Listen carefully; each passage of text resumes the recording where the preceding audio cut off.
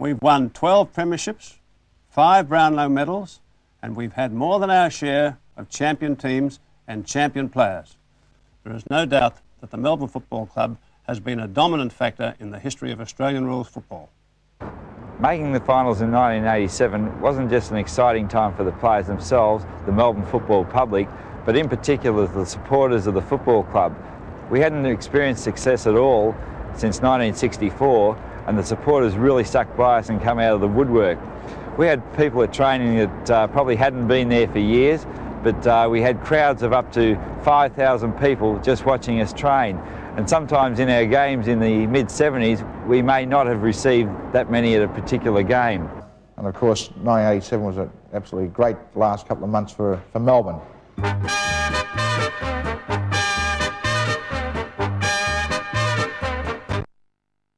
It's a grand old flag, it's a high-flying flag, it's the emblem for me and for you. It's the emblem of the team we love, the team of the red and the blue. Every heart beats true for the red and the blue, and we sing this song to you. Should old acquaintance be forgot, keep your eye on the red and the blue.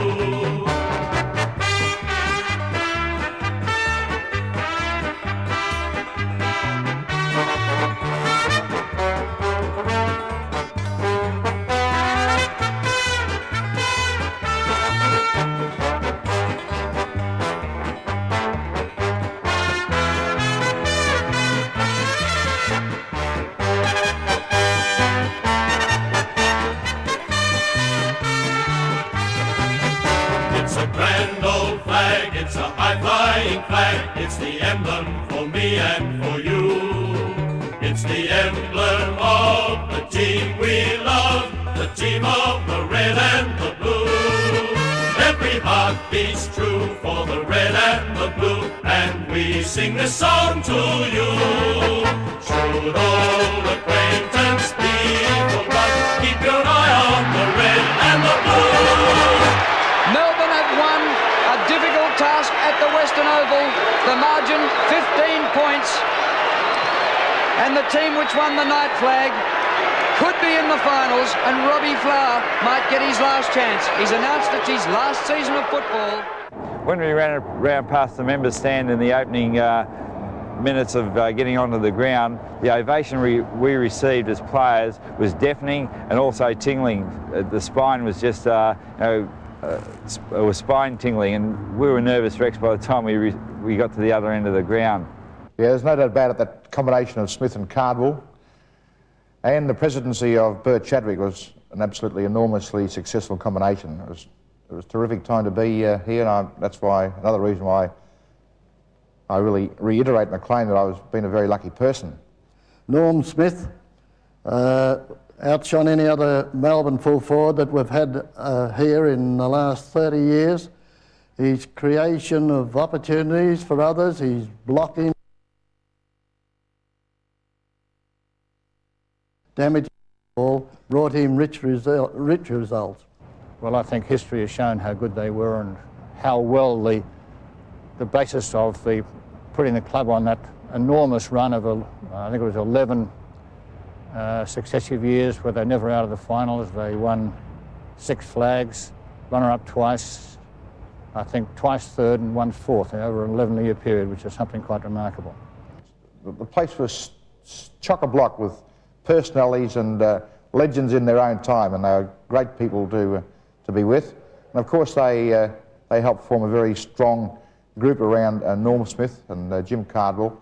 There's no doubt in my mind those two people, Cardwell and Smith, really spearheaded the whole thing. Thomas Wentworth Wills, a great Victorian cricketer, was the 20-year-old secretary of the Melbourne Cricket Club when he wrote this famous letter to the sporting journal Bell's Life of Victoria on the 10th of July 1858. He was calling for cricketers to take up a winter sport, football, to keep them fit. And, incidentally, it would be a vast benefit to any cricket ground to be trampled upon and would make the turf firm and durable, was what he said. Not quite. what groundkeepers tell us today. The response to Will's letter enabled him, his brother-in-law H.C.A. Harrison, and others to meet and draw up this set of rules in May 1859.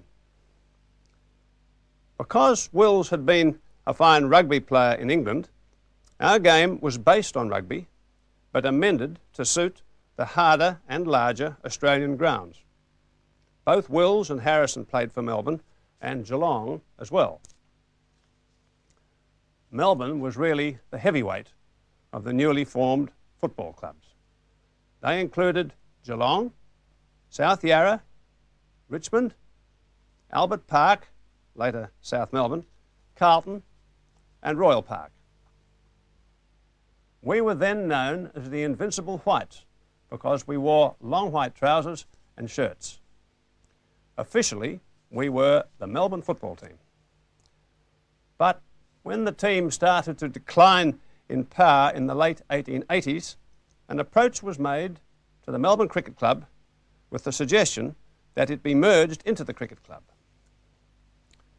The MCC agreed, and to avert a possible collapse, took over all the Melbourne Football Club's assets and discharged all its liabilities. The football club began climbing again and finished fourth in 1892 and was runners-up to Essendon in 1893 and again in 1894.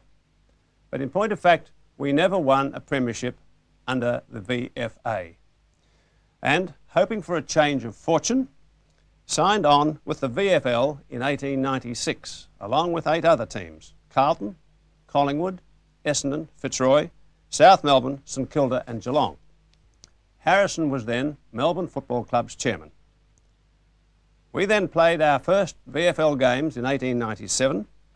We lost our games in the finals, the first 3 times we were in the finals, but saw a new system of scoring by points introduced, 6 for a goal and 1 for a behind. Up until that date, there was no score for a behind. In fact, there were no behinds at all. By then, we were known as the Redlegs, and we had a marvellous player from Tasmania, Fred McGuinness, who was acclaimed as the best player in Victoria for 4 or 5 years. And then, great jubilation through the Melbourne camp in 1900 when we won our first premiership. Long-suffering Redleg supporters danced in the streets after we defeated Fitzroy by 4 points on the old East Melbourne ground. After playing in the 1902 finals, we had a bad slump until 1915. Some say the team's nickname in those days, the Fuchsias, didn't help to inspire rugged footballers. By 1910, at the instigation of the MFC delegates, the field, boundary and goal umpires had the power to report players for unseemly conduct on the field. In 1912, the VFL introduced the numbering of players, and also, about this time, the football record was introduced, so the spectators now knew exactly who was doing what to whom. The First World War intervened and depleted our club's players, along with many other clubs, and we withdrew from the VFL in 1916, 1917 and 1918. But when Melbourne resumed, it saw, for the first time, Ivor Warne-Smith in the team. He played 8 games and he then went back to his native Tasmania. The former Richmond Premiership player Checker Hughes was coaching in Tasmania, and he told Richmond of Warne-Smith. The Tigers brought him over and found him a job, only to have Melbourne claim him back. A strong young ruckman, back from the war, began with Melbourne in 1920, a man who was to have an enormous influence on the football and cricket clubs for the next 60 years. This, of course, was Bert Chadwick, later Sir Albert Chadwick, who played in the opening game in 1920 and by 1924 was captain. This was the first year of the Brownlow Medal, named after the Geelong club's Charles Brownlow. Fittingly, a Geelong player, Cargie Greaves, won the first medal, but Bert Chadwick was second, equal second, only missing by 1 vote. He was equal third the following year in 1925, But all this paled into insignificance in 1926, when Melbourne not only won the premiership, but Ivor Warne-Smith won the Brownlow Medal. And guess which club we beat in 1926? Our traditional long-time rivals, Collingwood, whom we beat 17-17 to 9-8. And Bert Chadwick used to love telling the story how Melbourne finished with only 17 men. As regards the 1926 premiership, I'd like to make this comparison. We, as a team, played particularly well in the semi-final. That well, in fact, that Collingwood on the next Saturday could not back up and compete successfully against us, and we succeeded in winning the premiership. I would like to pay tribute to Bob Johnson, Colin Dean and Warne Smith, who played magnificent football on that particular day. Due to our performances in 1925 and 1926, we attracted better attendance through the turnstile, improved our finances, and became an asset rather than a liability to the parent body that is the Melbourne Cricket Club. Ivor Warne-Smith was then captain in 1928, with Chadwick as his vice-captain. Ivor won his second Brownlow that year, and Melbourne finished in the final four, but unfortunately did not reach the finals again until 1936. By 1933, Melbourne had begun to change. Joe Blair was still chairman, Percy Page was secretary, and these two together brought Checker Hughes, who had played in premierships at Richmond, coached in Tasmania, and coached Richmond in the successive grand finals, to come and coach the Melbourne side. You all know that by now Melbourne's called the Demons, but that name was given to Melbourne by Checker Hughes in 1933. Checker didn't like that any football team being called Redlegs or Fuchsias, and he wanted something that inspired fear and respect whenever the name was mentioned. Hughes brought with him a new fierceness, a new brand of professionalism, and under him the Melbourne soon came to be known as the Demons. And winning became an all-important thing. League recruits are lucky these days, and I'm not talking about money. When they come down here, they're put up in the best hotels and given all the comforts there. But I wasn't so lucky when I came here in 1931 from a place called Ballarat. And they put me up the first night. When I had to share a room with a chap much older than myself, but I didn't mind that at all. I heard a lot of noises during the night. There was a lot of doors opening and banging, a lot of talking, a lot of giggling, and capers going on. Eventually I got to sleep, and when I woke in the morning, I said to my teammate, "This is a funny place here. What went on last night?" And his reply was, "I didn't want to tell you last night," he said, "but the girls here," he said, they entertain their menfolk during the night. They'd put me up in a brothel. And apart from a few things Percy's done in football, don't forget he was a champion cricketer too, played at least 20 Shield games, so he's a real all-rounder. And on top of that, he was a teammate of my father, so he's okay by me. Everyone knows that Checker was a great orator. The first Thursday night pre-season, we were to play Richmond, whom Checker had coached the premierships the previous year. Well, Checker got up this particular night and he told us how good Melbourne were, a young fit team coming up, and how Richmond had been lazy and hadn't trained, and they didn't think Melbourne was worthy of them putting in any effort. Anyhow, he continued on so well that the committee were enthralled.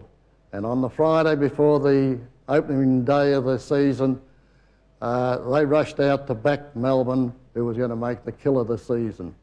We, the players, would have backed ourselves too after hearing Checkham, but we didn't have any money then. Anyhow, come Saturday, we didn't win, we didn't get close, and they beat us by 20 goals. It took a long time for the committee to forget and forgive Checker after that. Then, in 1934, Colin Niven replaced Pop Vine as captain, and 4 great names appear from that time onward. Alan LaFontaine, Jack Mueller, Maury Gibb and Percy Beams, all of whom are alive today and are still very interested and very strong Melbourne supporters. 1936, Alan LaFontaine became captain, and immediately Melbourne was back in the finals, but lost a very close match to Collingwood in the preliminary final. Then in 1939, with Joe Blair still as chairman, with Percy Page as secretary, with Alan LaFontaine as captain, and with Checker Hughes as coach, the most dominant period in the Melbourne Football Club's history was just commencing. Our next premiership was in 1940, which was the middle one of our 3 premierships in a row. And the greatest thing about this was that we caught up with Captain Blood in the grand final. Now, when the ball was bounced for the grand final, we had Jack O'Keefe on to Jack Dyer, and Jack didn't like that because O'Keefe just fell all over him all day and stopped him getting any kicks, and Jack had a very bad day. But we'd lost quite a lot of players to the services, and I just counted up tonight, there was 42 Melbourne players that joined the 3 services, and I think that's a wonderful lot of players, and they were wonderful footballers. So then we did not appear again until 1946 when we played in the finals, and we were beaten by Essendon in the grand final. I had a few medical experiences playing football, and the one that sticks in mind mostly was in 1949. We had a player called Billy Deans, who was a very sturdy player in the back pocket for many years for us, and Bill had broken his nose 3 times, and it was splattered across his face, very badly deviated to the right side of his face. He had arranged to have an operation to straighten his nose at the club expense when he finished playing football. We were playing St Kilda on this ground here, and about 2 minutes, less than that, half a minute before half-time, Bill got a tremendous smack on the nose and was laid absolutely unconscious on the ground just in front of the scoreboard. And his nose had been broken for a 4th time and was pushed even further across. While everybody was running up with stretchers and things to carry him off the ground, I thought this was a good opportunity. So while he was lying flat on the ground, I straightened his nose and held it in position and strapped it there while he was unconscious and didn't feel it. And although Bill's got a big nose, it's not a crooked one, and he never had an operation, and I was foolish enough never to send the club a bill. After the 1950 season, when we finished 4th, we lost a lot of our senior players who'd been the backbone of the club for the latter part of the 40s. And I guess, certainly in retrospect it's easy, but that was the sort of end of an era. And although at the time we didn't really realise how much it was. And from 51 onwards, there was a new scene around the club. The Jim Cardwell era, you can call it, I guess, really started in 51. Not very auspiciously. And also not very auspiciously for the new captain of the club in 51, which happened to be yours truly. Alan LaFontaine was still coach. He'd coached it in 49 and 50. And we really hit the dregs in 51, finishing bottom with 1 win. It really was a pretty unfortunate year for the so-called new regime. Norm Smith was then got out and came back from Fitzroy, rejoined the club in 52.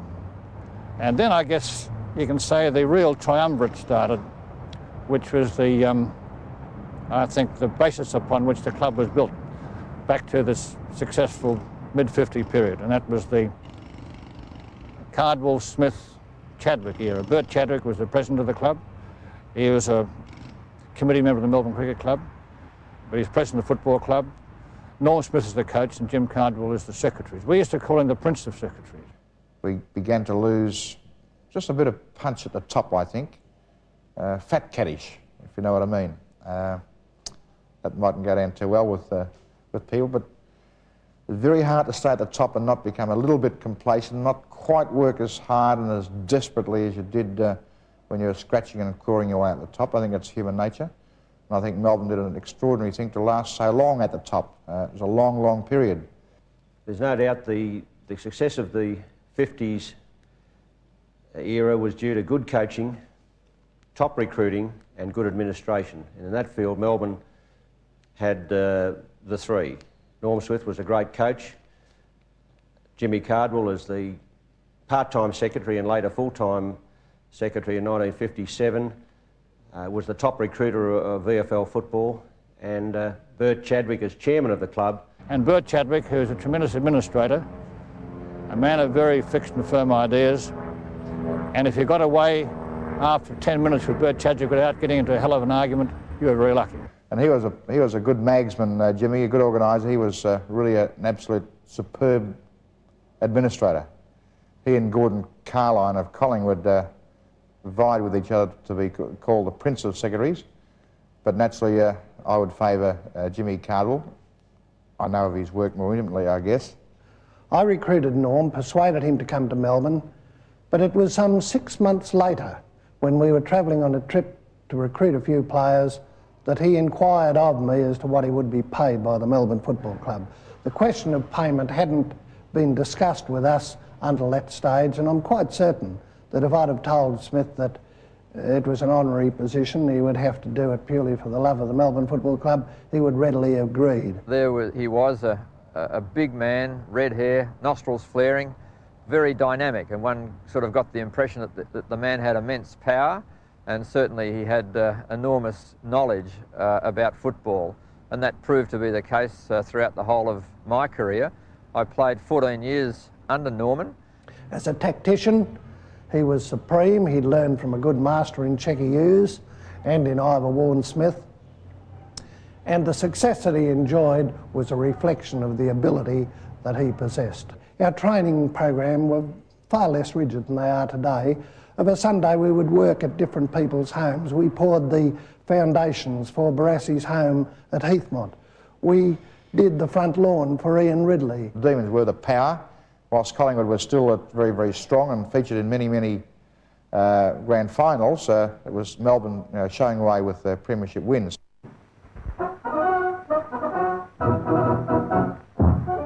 Exclusive aerial shots from Movietone's helicopter with the greatest football crowd in the country's history at Melbourne Cricket Ground. It's the Victorian Football League Grand Final between Collingwood and Melbourne.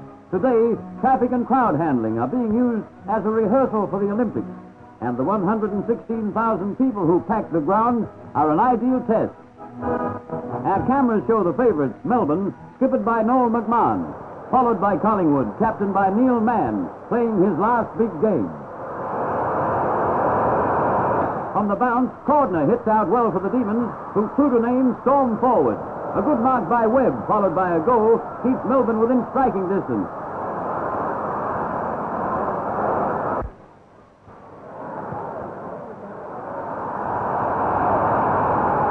From the second quarter, Melbourne bustling tactics begin to take effect on Collingwood's lighter 18. And by the third quarter, the Demons hold a commanding lead. Here's another opportunity for the Demons, and Big Bob Johnson makes no mistake.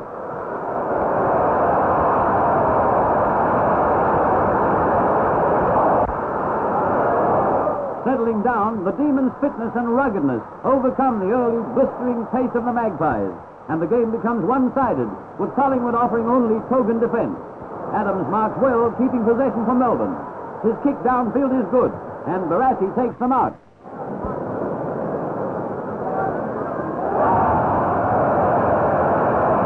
The brilliant Barassi adds another goal to Melbourne's tally, and the Demons go away to win the premiership by 121 points to 48 in the biggest grand final ever.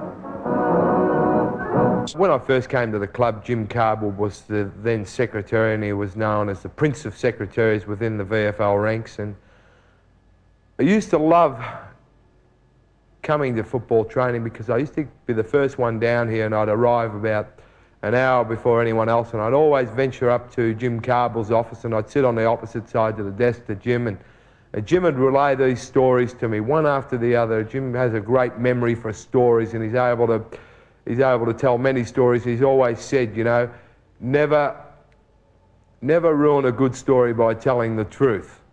Well, Bluey Adams was one of Melbourne's really great players, either roving or on the wing. Absolutely dynamic, enormously quick. In fact, he was credited with a 9.3 100-yard dash. That's how quick Bluey was, and he was enormously strong. or I suppose the sensation he created with the Healy-Adams collision in the 1955 grand final just showed the force of the man. 55 and 56 being successful, and then there were sort of some retirements. Noel McMahon, the captain, a great captain, he retired. Ralph Lane, a winger. Dennis Cordner, a superb ruckman. Stuart Spencer prematurely left. He'd married a Tasmanian girl, Faye, and she eventually got her way. I think she regrets it now. But Stewie left at the prime, I think he was the best rover in Australia when he left. Clyde Laidlaw was absent for a while. I think Jeff McGivern retired as well. And there may have been others, but it was quite a list of senior players to leave, and the football world was really tipping that Melbourne might struggle to get in the grand final, let alone win another premiership. And I think it's to the credit of the players that were left that they rose to the occasion. At the end of 1956, we lost a number of the stars, and everyone thought Melbourne would be finished. Retiring were Dennis Cordner, Jeff McGivern, Noel McMahon, Stuart Spencer at a very young age, and Bob McKenzie and Lance Arnold. But once again, Jim Cardwell produced the recruits out of the hat, and he recruited 3 players that were to play the following year in their first year in a premiership side. They were John Lord, Jeff Tunbridge and Dick Fenton Smith. But 57 probably stands out in my mind as the most memorable up to that stage, because we were a much younger side and we didn't have the experience of the 55 and 56 side, where all those players I mentioned before had retired. There was a new captain in Johnny Beckwith who was tremendous, and what a great back pocket. And in 1958 we had the glorious ambition of trying to equal Collingwood's 4-in-a-row record in the 20s. Unfortunately, after getting to the grand final, we failed to produce our form on a very wet day, and Collingwood caused the upset of the era by beating us by about 3 goals.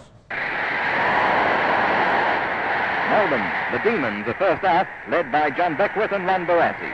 They are an all-conquering side, and their record over the past few seasons has been phenomenal. Rank outsiders and beaten by Melbourne only 2 weeks ago, here is the Collingwood side. Collingwood, however, are renowned for their fighting spirit, and that's one reason why they are called the Magpies. And the Magpies will be flying high today. The stands are packed, but the overflow record was 116,000 in 1956. Controversial umpire Alan Nash is the man in white. He bounces the ball, and the 1958 grand final is underway.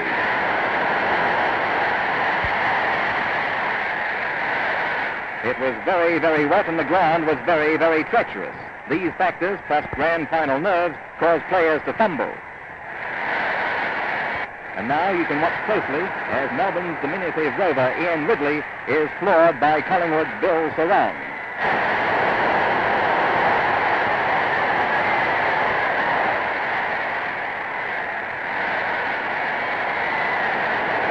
Merritt towards the big sticks, and here's his ruckman Fellows missing the mark. And that's Melbourne's great defender Don Williams scout around the packs and clear to Dixon on the wing.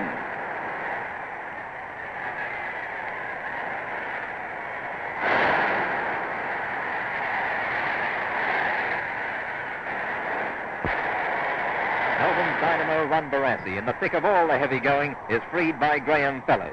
Gabelich, Merritt and Harrison look on. It was apparent that Collingwood were gaining the upper hand. They were faster and playing in front of their men. Well, my summary of that awful day in 58 was that half of us wanted to fight and the other half squibbed it, or looked as though they'd squibbed it anyway. Now, you can't ever succeed in a team game unless you're all doing the same sort of thing. I reckon if we'd been that way united, well, we would have won, because there's no doubt in my mind that we were the best team on the year. But you're really not in the record books, because if you lose that last match, and that's why it's such enormous responsibility, and that's why there are a lot of sleepless nights on that grand final Friday night, because if you do lose, you've blown a whole year's work, and that's what we did just that year. I felt one of the great keys to our success was our social life. The players used to meet every every home game for a players' dinner, which was always a wonderful affair. Lots of jokes, lots of singing, lots of fines. If you were late, you were fined. If you'd committed some indiscretion through the week or at any time in the match, you got fined. And then after the dinner, which was really great camaraderie and lots of singing of the grand old flag, we always had the players dance, and our wives and girlfriends would come into the club about 8:30, and we would be dancing and singing and doing the barn dance for hours and hours. In fact, I think it was probably the beginnings of Sunday morning training, except we did it on Saturday night. Brian Dixon, of course, well, he came early in the piece in 1954. An absolutely great winger. It seemed to a group of us, like Brasso and Bluey Adams, that had been together for a long, long time, and certainly Smithy, that if we didn't have a premiership in 1964, the changes could be such that it would be difficult to win in the future. Melbourne just didn't have the talent. In fact, I think Norm Smith's job in getting a premiership in 1964 was a great credit to him, because it wasn't a superb side. It wasn't like the 55 or 56 sides or the 59 side. It was a team with not too many true champions, I guess you could. Nevertheless, it's on the board, and they've always got to be won. We won the second semi quite comfortably against Collingwood, and I think that we all sort of had something of a along the same way. But from the beginning of the day, it was no doubt that it was a changed circumstance. People weren't holding their marks. There was a lot of fumbling. It was a very tight-knit duo sort of a struggle. And it culminated in one of the most exciting last 10 minutes of any grand final. Dalton sends on to Watt, but the pass is too strong, allowing Melbourne to regain possession. Williams lands the ball with Hassaman, who scores the first goal since 8 minutes after the start of play.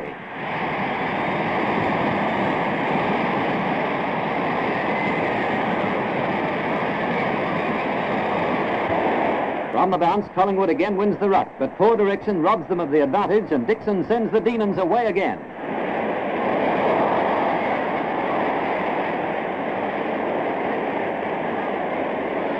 Williams gathers and drives 50 yards downfield into the safe hands of Lord.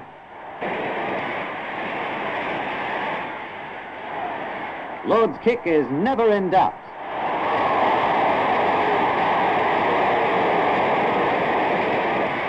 The Demons have scored 2 goals within 2 minutes and have doubled Collingwood's score. The match is proving one of the toughest grand final clashes in post-war years.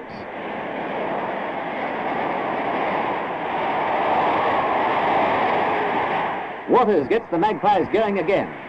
Tottenham twists clear of the defence and passes to Gabelick, who's unmarked as he streaks away into an open goal.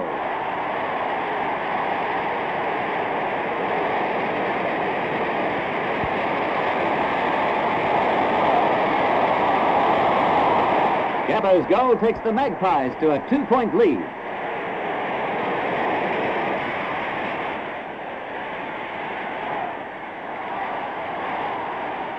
After the throw-in, Rhett is freed, and Melbourne is able to launch a counter-attack.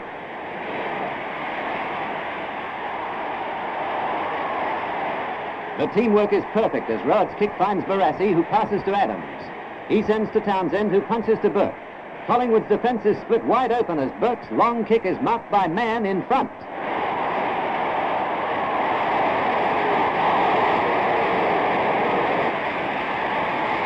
But Mann fails to find the middle, and it's only a behind.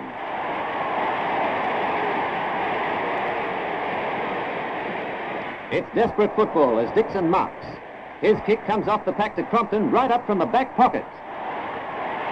If Crompton goes, the Demons are back in the lead. And it's through the middle.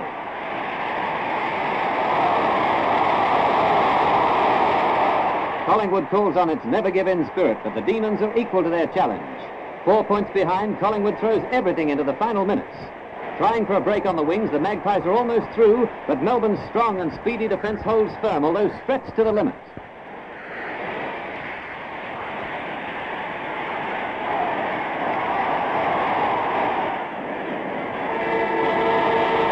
And there's the siren. Melbourne wins 8-16-64 to Collingwood's 8-12-60. Spectators try to rush their heroes, but are restrained by the large police squad on hand.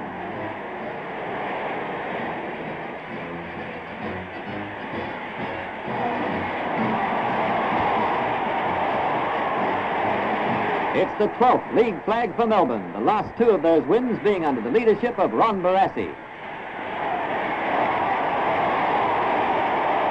Sir Kenneth Luke presents Barassi with the VFL Premiership Cup, one of the most coveted trophies in sport. I was fortunate enough to take the mark, incidentally in front of Ray Gabelick, and kicked it back in, and the ball bounced off the hands of the pack, and Frog, Neil Crompton, the back pocket player, kicked a goal which put us in front. Then Smithy made a great move. He switched Barry Burke down to the back line, and whether by coincidence or good judgment, Berkey took a fantastic mark just before the end of the game to save the game. So really 64 to me was a great team effort. Well, Hasser was a great player for Melbourne, whether roving or in the centre. He had magical qualities. He was a lovely mark, an excellent disposer of the ball, and had the happy knack of popping up where the ball was and then would give it to somebody else who could use it better than he.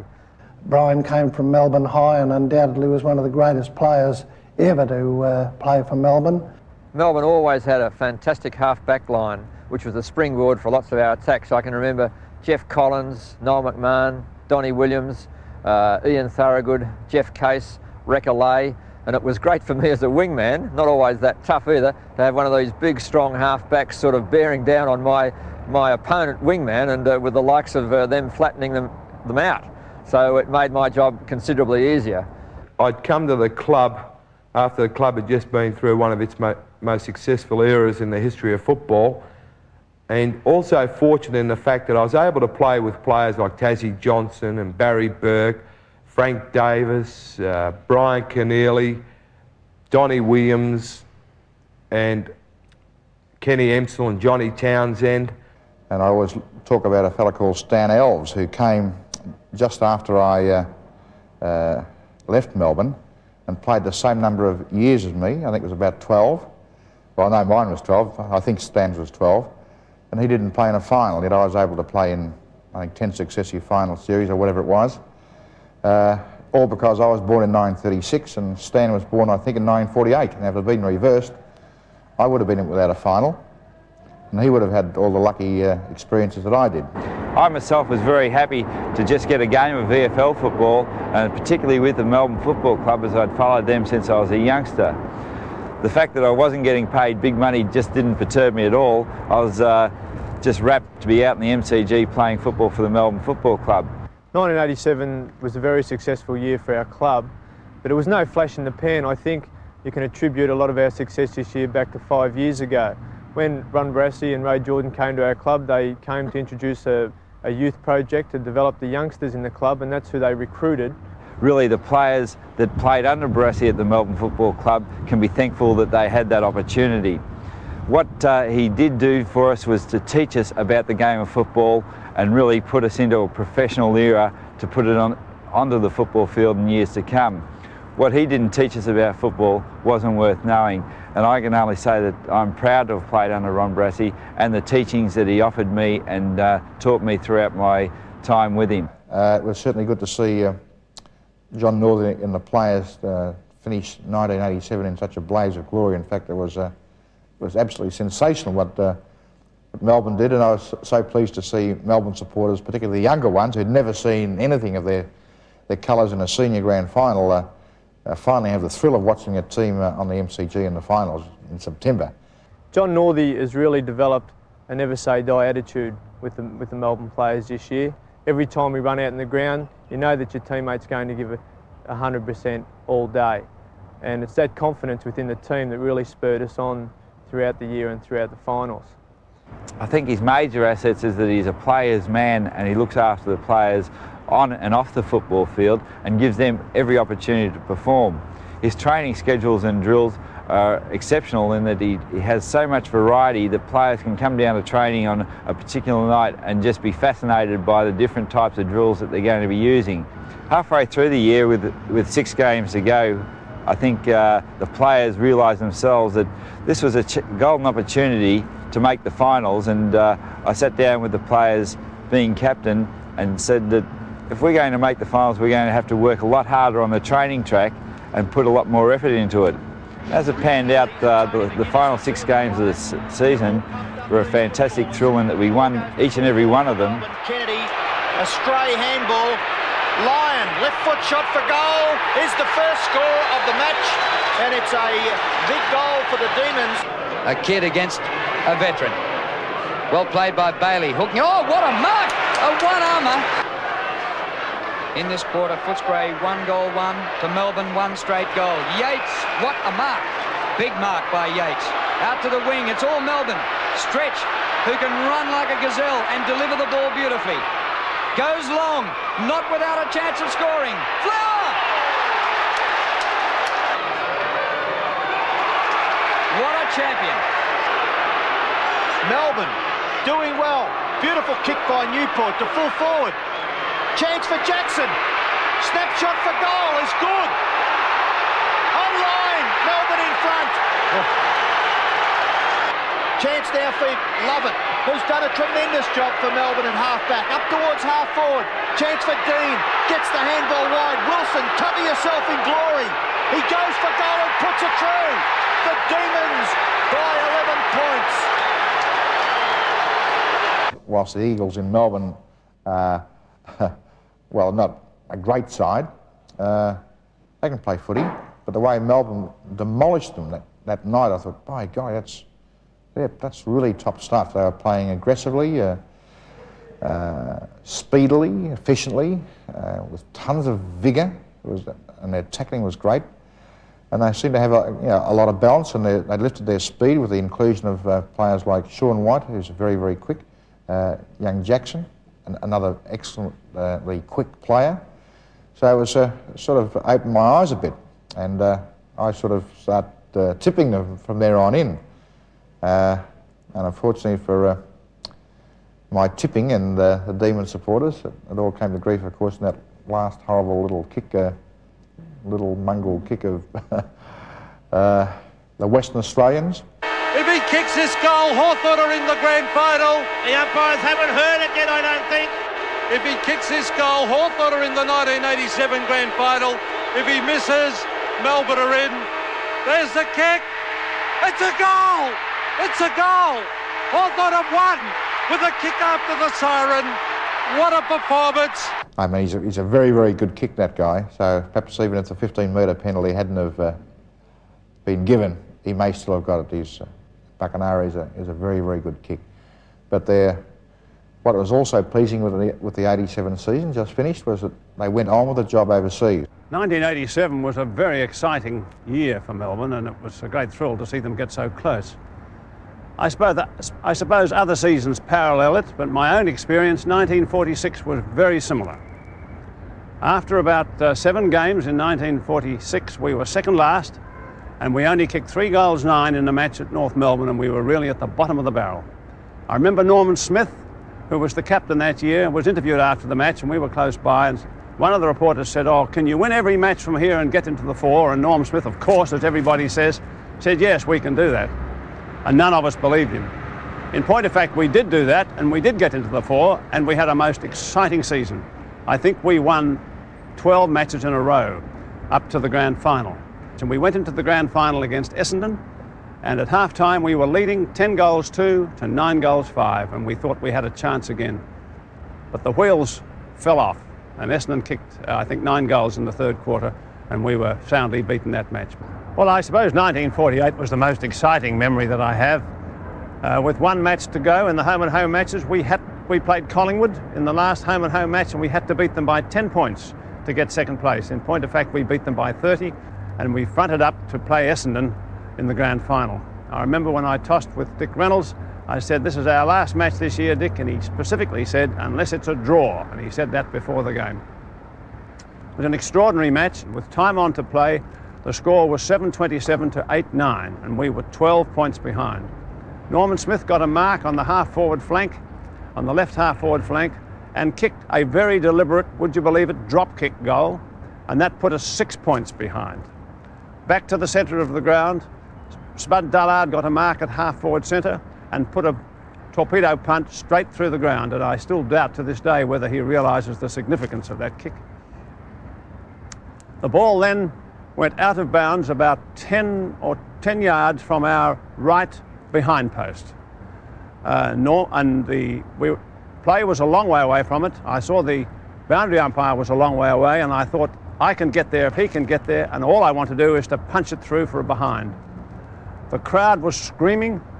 I ran across screaming to Norman Smith, who was in front of me, to leave it, but he couldn't hear me. He jumped up in front of me to try and get the ball and to kick a goal. I tried to punch it through the behind. I hit the ball as he grabbed it, and the ball trickled to the ground, and it rolled to within about 2 feet of the goal line. Cess Ruddle picked it up and cleared it. Doug Hayward picked the ball up and was running in towards goal when the siren rang and the first league drawn grand final, and there was a hushed silence. We all thought we'd missed our only chance of winning, but in the event and the replay next week, we won by 5 goals in a match that was never in doubt. We're all so excited about the future. We're such a young team. I mean, I'm 24 years of age and I'm one of the older guys. I know John Northey's going to keep everyone's feet on the ground, so we'll just do all the hard work and all the sky's the limit. The future of the club, well, I think the future of the club, it looks bright for the late 80s. I think we're building now character within the club. We've got a lot of young players that are coming through together. 11 of the players last year that played in our preliminary final last year, they played in the reserves final, so that all goes well for the club. I believe all Melbourne supporters can look forward to the coming seasons with a great deal of confidence. Well, if you wanted to know whether pace mattered or not, that really showed it there. Well, here's the chance for Bailey. Another goal coming up to Wilson. Ryan Wilson kicks. Goal. I can assure you that the Melbourne Football Club shows a lot of promise, and in seasons to come will be a force again within the VFL. It's the emblem of the team we love, the team of the red and the blue. Every heart beats true for the red and the blue, and we sing this song to you. Should all the